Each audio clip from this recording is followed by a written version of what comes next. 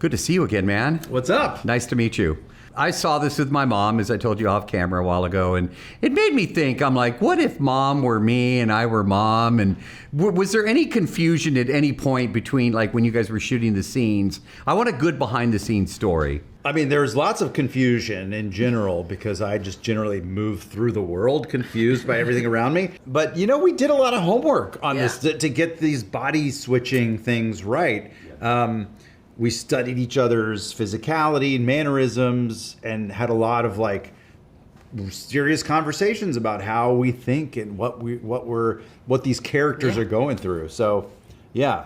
I think we try to avoid the confusion as much as possible. Yeah, I think, and McG was also laying it out extremely well for us to make sure, like, okay, now you're Wyatt. Wait, no, now you're Ed's character again. Yeah, this is like, this was the scene before. This is where you're coming from. Yeah. So it's like there's a lot of that. There was a lot of that, and especially us because we didn't shoot in obviously like order of how the film was. So there was days where we'd show up and I'm Wyatt and I'm this super shy reserved character, and then the next day I'm in a shiny suit and I'm playing Bill, and then I'm an adult again. You know what's interesting? I hadn't written this down, but you just made me think of something. My mother, of all the characters in this movie, my mother related to Wyatt the most. She told me, she goes, we talked about the film afterwards, and she says, Wyatt is her. So if you were to hang out with Wyatt, I know he's your character, would you hang out with Wyatt? What would that be like?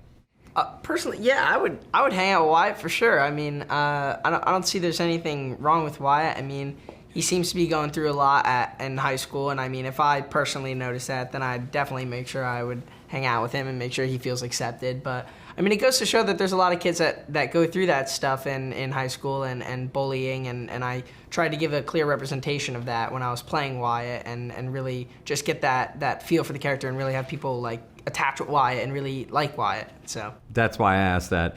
What did you learn, like from the perspective of switching character? Like I think that would just open the mind to the mental aspect of it. Sure. Well, as you know, I was a child for a long time. So but I've also been an adult now for much longer than I was ever a child. So I think adults forget. You just forget what it's like to be to be this sort of evolving person that's kind of finding their voice and finding their spirit.